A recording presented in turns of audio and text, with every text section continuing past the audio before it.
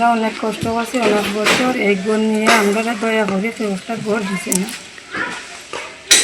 আজ আমরা ঘর পাই অনেক খুশি। আপনারা কাছে ঋণী। এই ঘরের উপলক্ষে আপনারা আল্লাহ একটা জান্নাত একটা ঘর বানাইয়া দিতে। আপনারা আমরা লাগি দোয়া করবো, আমরা আপনারা লাগি দোয়া করি স্যার।